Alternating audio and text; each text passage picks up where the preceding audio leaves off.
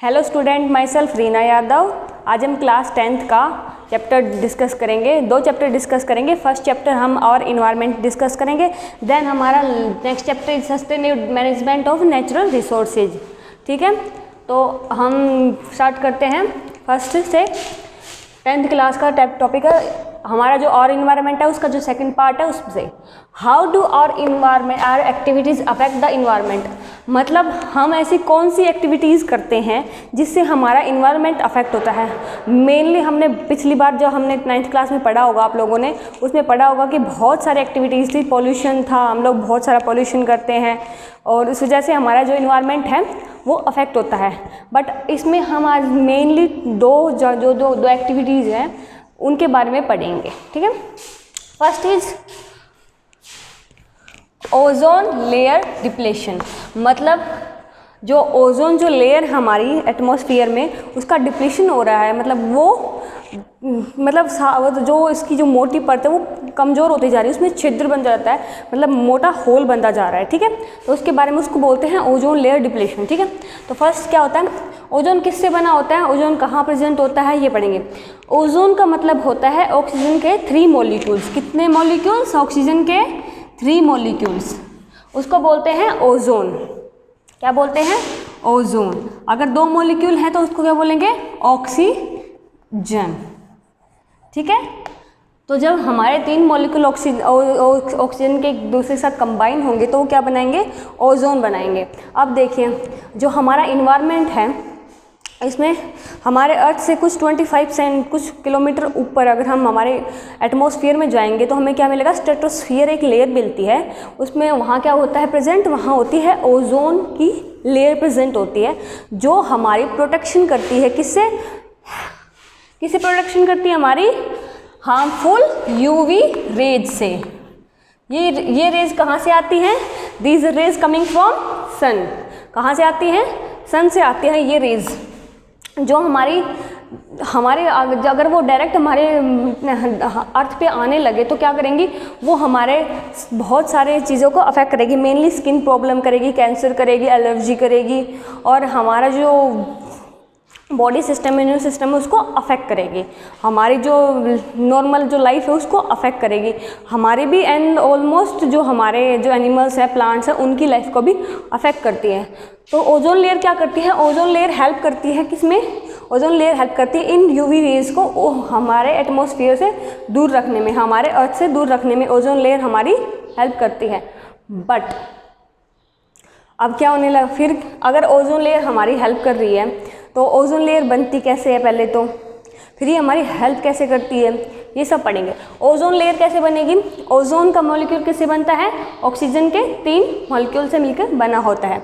तो हम क्या करेंगे, जब हमारा एटमॉस्फेयर में सनरेज, हमारे एटमॉस्फेयर में ऑक्सीजन प्रेजेंट है, उसके मॉलिक्यूल्स प्रेजेंट है, तो क्या होता है कि जब जो हमारी सन से जो रेज आती हैं वो क्या करती हैं? ऑक्सीजन के मॉलिक्यूल को ब्रेक डाउन कर देती हैं सिंगल मॉलिक्यूल्स में। ऑक्सीजन के मॉलिक्यूल को जो रेज हैं वो क्या करेंगी? तोड़ देती हैं 2 मॉलिक्यूल्स में। अब क्या होगा? जो ऑक्सीजन का एक मॉलिक्यूल है वो ऑक्सीजन के 2 मॉलिक्यूल से अटैच करके क्या बनाएगा? ओजोन। ओजोन बहुत डेडली पॉइजन होती है। अगर आप ओजोन हमारे लिए हेल्पफुल है, बट वो अगर एटमॉस्फेयर में प्रेजेंट है तो, मतलब ऊपर प्रेजेंट है तो, अगर हम ऐसे ऑक्सीजन मतलब यहाँ अगर ओजोन को कोई इनगल्फ कर लेता है, जैसे ऑक्सीजन हमारे लिए बहुत हेल्पफुल है, हमारी लाइफ का प्रोसेस स्टार्ट होता है, हम ऑक्सीजन रेस्पिरेशन के थ्रू करते हैं, हमारे जो प्लांट्स हैं वो ऑक्सीजन छोड़ते हैं। अगर हम ओजोन को ऐसे ही कर दूँ तो डेडली पॉइजन होती है और उससे हमारी डेथ भी हो सकती है। ठीक है, तो क्या हुआ? ओजोन के 2 मॉलिक्यूल, ऑक्सीजन के 2 मॉलिक्यूल प्लस ऑक्सीजन का एक मॉलिक्यूल मिलकर क्या बनाया? Ozone, O3। ठीक है, तो ये ओजोन क्या करेगी? अब मैंने बताया था कि स्किन कैंसर इनसे सब चीज़ें हमें प्रोटेक्शन करवाती है। इसमें होल कैसे हुआ? अब इसका डिप्लीशन कैसे हुआ? ओजोन लेयर का डिप्लीशन ऐसे हुआ कि मतलब जो हम लोगों ने क्या किया, यहाँ बहुत सारा पोल्यूशन किया। जो हमारी ग्लोबल वार्मिंग गैसेज हैं, global warming gases, chlorofluorocarbon, carbon monoxide, ये सब क्या किया हमने? इनका ना बहुत एक्सेस में यूज़ किया स्टार्टिंग में। क्लोरोफ्लोरोकार्बन का हमने बहुत एक्सेस में यूज़ किया स्टार्टिंग में इन 1987 से पहले। तो क्या हुआ, इसकी वजह से जो ओजोन, अंटार्कटिका में जो ओजोन है उसके ऊपर उसके साइड में एक हॉल हो गया है, जिसकी वजह से जो सन की रेज है वो डायरेक्ट अर्थ पे आने लग गई। अर्थ पे आने लग गई तो क्या होने लगा, हमारे यहाँ प्रॉब्लम क्रिएट होने लगी। कैंसर्स के पेशेंट्स आप लोगों ने देखे होंगे कितने ज़्यादा बढ़ चुके हैं। अब स्किन प्रॉब्लम्स कितनी ज़्यादा लोगों को एलर्जी होने लग गई है, कितने ज़्यादा हमें स्किन रैसेज होने लग गए। हमें धूप से, अगर हमें कोई रैसेज होता है तो डॉक्टर क्या बोलता है, आप धूप से बचिए, क्योंकि जो सन रेज आ रही हैं वो ही हमारे लिए क्या करती है, हार्मफुल होती है। क्योंकि इनमें कौन सी रेज होती है, मेनली यूवी रेज, वो करती हैं हमारी स्किन बॉडी पर रैसेज कर देती हैं और हार्मफुल होती है, हमें स्किन कैंसर हो सकता है। तो जो बहुत हार्मफुल होती है रेज, ठीक है। तो क्या किया, जो हम लोगों ने क्या किया, बहुत एक्सेस में क्लोरोफ्लोरोकार्बन, कार्बन मोनोऑक्साइड, जो ग्लोबल वार्मिंग गैसेस थी वो यूज़ की। क्लोरोफ्लोरोकार्बन कहाँ यूज़ किया हमने, रेफ्रिजरेटर में और एक्सचेंजर्स में। मतलब जो हमारे घर में जो हम फ्रिज वगैरह यूज़ करते हैं, इनमें पहले क्या होता था, क्लोरोफ्लोरोकार्बन डाली जाती थी ताकि ये मतलब कूलिंग कर पाएँ। बट क्या हुआ कि इसकी वजह से, इनकी एक्सेस यूज की वजह से जो ओजोन का लेयर था वो डिप्लीट हो गया वहाँ से। मतलब उसका जो उसके अंदर एक हॉल बन गया जिससे डायरेक्ट यूवी रेज आने लगी अर्थ पे। तो इसके बाद 1987 में United Nation of Environment Programme UNP ने क्या किया कि उन्होंने इस पर वर्क किया। उन्होंने 1987 में इसको बैन करवा दिया। सब मतलब ये सब लोग, सब में कंपनीज में मैंडेटरी करवा दिया गया कि आप क्लोरोफ्लोरोकार्बन का यूज़ नहीं करेंगे इसमें, रेफ्रिजरेटर्स में और इसमें मतलब और एक्सचेंजर्स में, एयर एक्सचेंजर्स में, क्योंकि इसकी वजह से क्या हो रहा है, ओजोन लेयर का डिप्लीशन हो रहा है और इन्वायरमेंट को अफेक्ट हो रहा है, ठीक है। तो ये किसने करवाया था, क्वेश्चन बन सकता है कि जो 1987 में क्लोरोफ्लोरोकार्बन का जो बैन हुआ था वो किसकी वजह से हुआ था, यूनाइटेड नेशन इन्वायरमेंट प्रोग्राम ने इस पर मेन वर्क किया था, उन्होंने इसको बैन करवाया था। अब ये सब कंपनीज़ के लिए मैंडेटरी है, जो भी मैन्युफैक्चरिंग कंपनीज़ हैं उनके लिए मैंडेटरी है, उनके लिए कंपलसरी है कि वो क्लोरोफ्लोरोकार्बन का यूज़ नहीं करेंगे अपने आगे वर्क्स में, ठीक है। Next, managing the garbage we produce. अब देखिए हम लोग कितना गार्बेज, मतलब कितना कूड़ा करकट करते हैं। अब आप नॉर्मली देख लेते हैं क्या करते हैं, जो हम लोग क्या किया, गार्बेज अपने घर से इकट्ठा किया, एक गांव में या फिर शहर में किसी भी एक प्लेस पे इकट्ठा कर दिया। उसके बाद उस गार्बेज का क्या होता है, हमने कभी सोचा इस चीज़ को कि हमने जो गार्बेज इकट्ठा किया उसका क्या हुआ। ये गार्बेज हमारे एयर पोल्यूशन, हमारे इन्वायरमेंट को बहुत ज़्यादा अफेक्ट करता है। हम मोस्टली क्या करते हैं, जितना भी गार्बेज इसको एक साथ इकट्ठा करते हैं, उसमें प्लास्टिक भी होता है, उसमें बहुत सारी चीज़ें होती हैं, जो हमारा घर का कूड़ा करकट होता है, जो हमारे घर में जो भी हम लोग गार्बेज यूज़ करते हैं, मतलब स्क्रैप निकालते हैं अपना, वो सारा इकट्ठा कर देते हैं और हम एक प्लेस पे उसको इकट्ठा करके डाल देते हैं।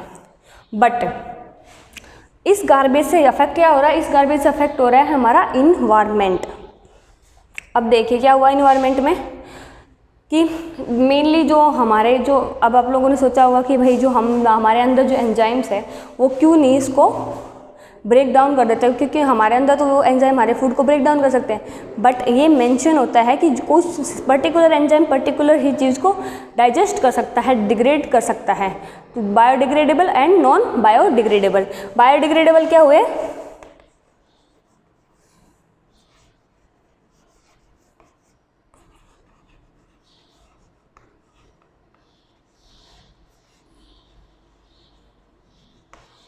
बायोडिग्रेडेबल वो वेस्ट हुआ जो गल सड़ सकता है, डिकम्पोज हो सकता है, उसको बायोडिग्रेडेबल वेस्ट बोलते हैं। नॉन बायोडिग्रेडेबल वेस्ट वो हुआ जो गल सड़ नहीं सकता, जिसको डिकम्पोज नहीं कर सकते। नॉन बायोडिग्रेडेबल वेस्ट में कौन सा हो गया, मेनली प्लास्टिक, शीशा, लीड, ये सब क्या हो गया, ये नॉन बायोडिग्रेडेबल हैं। ये क्या करते हैं, ये अर्थ में डिकम्पोज नहीं हो पाते, हमारे माइक्रो ऑर्गेनिज्म एक्शन से भी डिकम्पोज नहीं हो पाते और बहुत टाइम तक प्रजिस्ट करते हैं अर्थ में और क्या करते हैं, पोल्यूट करते हैं एयर को। वहाँ के जो लीकेज, जो हमारा एयर पोर्स उनको बंद कर देते हैं। कई बार हमारे जो वाटर टैंक्स उनमें उनकी लीकेज को बंद कर देते हैं, ठीक है।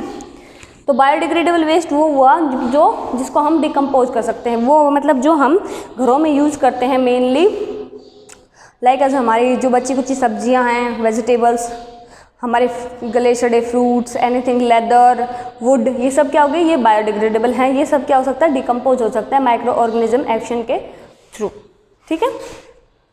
आई होप ये चैप्टर आप लोगों को समझ में आया। चैप्टर ख़त्म हो गया है, हम नेक्स्ट चैप्टर डिस्कस करेंगे। Sustainable management of natural resources, sustainable management of natural resources. Natural resources का मतलब क्या होता है? नेचुरल रिसोर्सेज का मतलब होता है जो हमें नेचर से मिले और वो हमारी हेल्प करें, मैनकाइंड के लिए, मतलब हमारी हेल्प करें, उनको बोलते हैं नेचुरल रिसोर्सेज। ठीक है, अब मेनली नेचुरल रिसोर्सेज में दो टर्म आएंगी, रिन्यूएबल और नॉन रिन्यूएबल। रिन्यूएबल क्या होते हैं? जो बहुत एक्सेस अमाउंट में प्रेजेंट होते हैं और जिनका ख़त्म होने के लिए बहुत टाइम लगेगा। नॉन रिन्यूएबल होते हैं जो बहुत ही कम अमाउंट में लिमिटेड हैं और उनको ख़त्म होने के लिए जल्दी ख़त्म हो सकते हैं। नॉन रिन्यूएबल कौन कौन से हो गए? विंड, वाटर, सन, ये सब क्या है? रिन्यूएबल। नॉन रिन्यूएबल क्या है? पेट्रोलियम, फोस और कोल, ये सब क्या है? Non renewable. ये मतलब जल्दी ख़त्म हो जाएंगे। अब हम लोग क्या करते हैं मेनली, पहले क्या होता था कि मतलब जो हमारे पूर्वज थे एंसेस्टर्स, उन्होंने सब चीज़ों को ना मैनेज करने के लिए मतलब एक उनके पास टेक्निक थी। मतलब वो क्या करते थे कि अगर रिसोर्सेज यूज़ करे जाए तो हिसाब से यूज़ किया जाए। अब क्या क्या लोग जैसे जैसे डेवलपमेंट हुआ, ब्रिटिश राज आया, उसके बाद क्या हुआ, लोगों में ना ज़्यादा लालचीपन आ गया। उन्होंने क्या किया, इसको एक्सेस में यूज़ करना स्टार्ट कर दिया।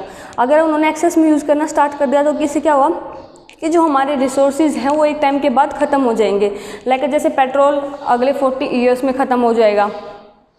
उसके बाद क्या होगा? उसके बाद आपके बच्चों को पैदल स्कूल चल के जाना पड़ेगा। आप लोगों को स्कूल, मार्केट सब कहीं पैदल चल के जाना पड़ेगा, साइकिल के थ्रू जाना पड़ेगा। आप लोग ऐसे ही मतलब बाइक्स वगैरह यूज़ नहीं कर पाओगे क्योंकि पेट्रोल नहीं होगा तो बाइक्स कहाँ से यूज़ करेंगे आप लोग। तो क्या होता है कि इन नेचुरल रिसोर्सेज को हमें बचाना चाहिए। अब आप देखिए हमने क्या किया कि हमारे जो नेचुरल रिसोर्स था मेनली गंगा, आपको पता है सबसे पोल्यूटेड रिवर है वो, वर्ल्ड की बेस्ट सबसे ज़्यादा पोल्यूटेड रिवर है गंगा। उसमें क्या हुआ, उसमें गंगा में क्या किया, क्लोरिनेशन बढ़ा दिया इन लोगों ने। वो ऑर्गेनिज्म, वो माइक्रो ऑर्गेनिज्म की तादाद बढ़ा दी जो हमारी जो मतलब जो हमारे इंटेस्टाइन में प्रेजेंट होते हैं और हमें डिजीज़ कॉज करते हैं। ठीक है, तो इससे क्या बढ़ा दिया इन लोगों ने, उसका पॉल्यूशन बढ़ा दिया। तो ऐसे ही हमारे जो नेचुरल रिसोर्सेज हैं हम उनको ख़राब करते जा रहे हैं, उनका ज़्यादा एक्सेस में यूज़ कर रहे हैं। तो इन नेचुरल रिसोर्सेज को हमें बचाना चाहिए। अब need to manage natural resources, हमें क्या ज़रूरत है कि हम इसको बचाएं। ठीक है, पहली बार सस्टेनेबल डेवलपमेंट। सस्टेनेबल डेवलपमेंट का मतलब समझिए, सस्टेनेबल डेवलपमेंट का मतलब होता है कि जब बहुत टाइम तक सस्टेन कर सके, रह सके। अब इनको हमारे जो नेचुरल रिसोर्सेज हैं इनको ऐसे सस्टेन करना है कि बहुत समय तक चल जाए। तो इनको क्या ज़रूरत है, इनको प्रिजर्व करने की ज़रूरत है, इनको कंजर्व करने की ज़रूरत है, तभी तो हम इनको सस्टेन कर सकते हैं लॉन्ग टाइम के लिए, मतलब बहुत सारा टाइम के लिए इसको उनको रख सकते हैं। इस चैप्टर का मतलब क्या हुआ कि sustainable develop management of natural resources, जो हमारे नेचुरल रिसोर्सेज है उनको कैसे मैनेज किया जाए, कैसे उनका प्रबंधन किया जाए कि वो एक लंबे समय तक चलें। तो इस चैप्टर के अंदर हम वही चीज़ें पढ़ेंगे मेनली। अब सस्टेनेबल डेवलपमेंट से मतलब हमें कैसे करना चाहिए कि ये रिसोर्सेज बहुत लंबे समय तक चले जाएं, क्यों ज़रूरत है। मेनली तो पहली बात तो जो हमारे नेचुरल रिसोर्सेज हैं ये नॉन रिन्यूएबल है, मतलब ये एक लिमिटेड है, ये अनलिमिटेड अमाउंट में प्रेजेंट नहीं है। तो इनको दीज आर लिमिटेड, इसलिए हमें इनको ज़रूरत है प्रिजर्व करने की, कंजर्व करने की। सेफ फॉर फ्यूचर जनरेशन, अगर हम सारा, अब देखिए आप लोग, अगर हमने सारा पेट्रोल डीजल सब कुछ यूज़ कर लिया अभी 40, तो हमारे जो नेक्स्ट जनरेशन्स आएंगी वो क्या करेंगी। अगर हमने सारा डेवलपमेंट अभी कर दिया तो वो क्या करेंगी फिर, मतलब आप सोचिए 40, 50 साल, 60 साल के बाद अगर हमने सारा डेवलपमेंट अभी कर दिया तो हमारे बच्चे, उनके बच्चे वो क्या करेंगे, फ्री, उनके पास कोई काम नहीं होगा, बिकॉज एनर्जी नहीं होगी तो काम कैसे करेंगे, मनी कहाँ से लाएंगे। तो क्या करना चाहिए, क्योंकि ये हमें अपने फ्यूचर जनरेशन के लिए भी हमारे नेचुरल रिसोर्सेज को सेव करना चाहिए, ताकि उन्हें भी पता चले ना कि उनके पास, अब हमारे जो इंसेस्टर्स थे उन्होंने तो हमारे पास बहुत कुछ छोड़ा था, पर हमने क्या किया, हमने सब कुछ ऐसे यूज़ किया है, एक्सेस में यूज़ किया है, जिसकी वजह से जो हमारा इन्वायरमेंट है वो हार्म भी हुआ और हमने हमारे नेचुरल रिसोर्सेज को बहुत ज़्यादा एक्सेस अमाउंट में यूज़ कर लिया। तो हमें क्या करना चाहिए, इनकी ज़रूरत क्यों है इनको मैनेज करने की, सेव फॉर न्यू और जनरेशन, फ्यूचर जनरेशन, जो हमारे फ्यूचर जनरेशन आएंगे, हमारे बच्चे, उनके बच्चे, उनके लिए सेव करने की ज़रूरत है। Utilise this without harming the environment, हमें अपने नेचुरल रिसोर्सेज को ऐसे यूटिलाइज करना चाहिए जिससे हमारा जो हमारा इन्वायरमेंट है वो अफेक्ट ना करे। क्या करते हैं हम लोग, बहुत अमाउंट में फॉरेस्ट कटिंग कर देते हैं, जिससे क्या होती है वहाँ बाढ़ आती है, फ्लूड्स आते हैं, मतलब फ्लड आती है, मतलब बाढ़ आती है, और वहाँ की जो वेजिटेशन है वो ख़राब हो जाती है, वहाँ की जो वाइल्ड लाइफ है वो तहस नहस हो जाती है। तो हमारे जो हम नेचुरल रिसोर्सेज यूज़ कर रहे हैं ह्यूमन बींग्स, उनको ऐसे यूज़ करना चाहिए ताकि जो हमारा इन्वायरमेंट है वो अफेक्ट ना हो। Next, ever expanding human population leading to greater demand of for resources. जो हमारी ह्यूमन पॉपुलेशन हो किस मैनर में, बूम एंड बस्ट मैनर में, मतलब बहुत ज़्यादा एक्सप्लोडिंग मैनर में बढ़ रही है। पॉपुलेशन जो ह्यूमंस की वो बहुत ज़्यादा हो रही है। अभी आप इंडिया में देखिए 130 करोड़ लोग हैं, आप वर्ल्ड में मेजर कीजिए, और जो हमारे नेचुरल रिसोर्सेज हैं वो सिर्फ अपनी कंट्री के यूज़ कर सकते हैं। हम दूसरी कंट्री के नेचुरल रिसोर्सेज यूज़ नहीं कर सकते। मतलब हम सिर्फ अपने फॉरेस्ट यूज़ कर सकते हैं, अपना कोल यूज़ कर सकते हैं, अपना पेट्रोल यूज़ कर सकते हैं, हम दूसरे से उसका नेचुरल रिसोर्सेज नहीं ले सकते, इससे फाइट हो जाती है। ठीक है, तो हमारी पॉपुलेशन कितनी बढ़ रही है उसके हिसाब से हमारे जो डिमांड है नेचुरल रिसोर्सेज की वो बढ़ रही है। तो हमें क्या करना चाहिए, कंट्रोल करना चाहिए अपनी पॉपुलेशन को, ताकि जो हमारे नेचुरल रिसोर्सेज हैं वो भी एक समय तक सस्टेन रह पाए। इक्वल डिस्ट्रीब्यूशन, देखिए ये बहुत ही कॉमन चीज़ है। इक्वल डिस्ट्रीब्यूशन मतलब क्या कि हमें इक्वली जो चीज़ें हैं वो यूज़ करनी चाहिए। ये नहीं कि पुअर को बहुत ज़्यादा कम मिल रहा है या फिर हम जो रिच पर्सन्स हैं उनको बहुत ज़्यादा मिल रहा है। जो हमारे नेचुरल रिसोर्सेज हैं वो सबको इक्वली अमाउंट में मिलने चाहिए। ठीक है, अब हमारे जो नेचुरल रिसोर्सेज हैं इनको सेव करने के लिए हमें 5R यूज़ करने होते हैं। 5R।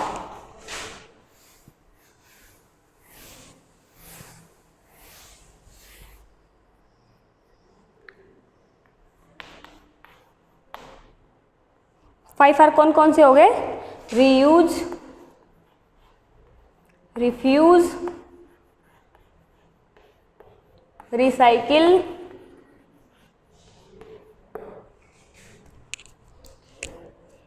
Reduce, repurpose.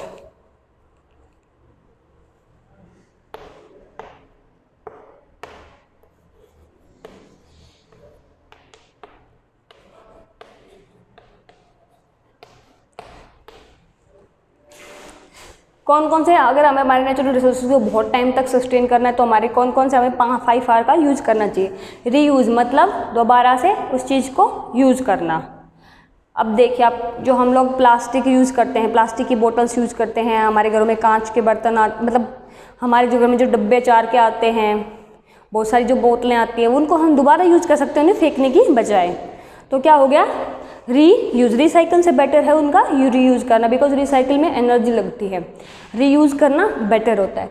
रीफ्यूज़ मतलब से नो टू दो थिंग, जो हमें ज़रूरत नहीं है जिन चीज़ों की, उन चीज़ों को हमें क्या कहना चाहिए, नो। हमारे घर में अगर कोई चीज़ है या फिर हमें उस चीज़ की ज़रूरत नहीं है, अगर हमें कोई उस चीज़ के लिए ऑफ़र करता है तो हमें उस चीज़ के लिए क्या कहना चाहिए, नो। इससे क्या होगा कि जो हमारा नेचुरल रिसोर्सेज है वो बचेंगे, क्योंकि मेनली क्या होता है कि मेनली जो चीज़ें बनी होती हैं वो किससे बनी होती हैं, वो मेनली बनी होती है किससे, नेचुरल रिसोर्सेज से। अगर हमारे पास वो चीज़ है, पेपर है, हमारे पास वो चीज़ें हैं, तो हमें उन चीज़ों के लिए नो कहना चाहिए कि हमारे पास वो चीज़ है या फिर हमें उस चीज़ की ज़रूरत नहीं है आगे। रिसाइकिल, रिसाइकिल का मतलब है वो चीज़ें, अगर हमारे पास जो प्लास्टिक है, जो हमारे कांच की जो चीज़ें हैं उनको क्या करना चाहिए, ग्लासेस वगैरह हैं उनको क्या करना चाहिए, उनको रिसाइकिल करना चाहिए, उनकी बॉटल्स को, पेपर्स को, सबको रिसाइकिल करके दोबारा से उन्हें यूज़ में लेना चाहिए। रिसाइकिल में एनर्जी लगती है इसलिए थोड़ा सा कम एफिशिएंट होता है, रीयूज़ बेटर होता है। रिड्यूस मतलब जो हमारी, अगर हमारी एक डिमांड है, अगर हमारा उससे कम में काम चल रहा है तो हमें उस चीज़ को उससे कम में ही चला लेना चाहिए, मतलब उसको रिड्यूस करना चाहिए, हमें उन चीज़ों को लेस यूज़ करना चाहिए, बहुत टाइम तक यूज़ करना चाहिए। ठीक है। रिपर्पज, रिपर्पज एक बहुत बेटर थिंग होती है कि मतलब हमारे पास कुछ चीज़ें हैं तो हमें हम उन चीज़ों को बार बार यूज़ कर पाएँ। सब चीज़ें ऐसे नहीं कि एक बार यूज़ करके फेंक दी, बस उस चीज़ को आगे भी यूज़ कर पाएँ, तो उस चीज़ को क्या बोलते हैं, repurpose. I hope, thank you everyone, आप लोगों को समझ में आया हो। हम नेक्स्ट वीडियो इसे कंटिन्यू करेंगे।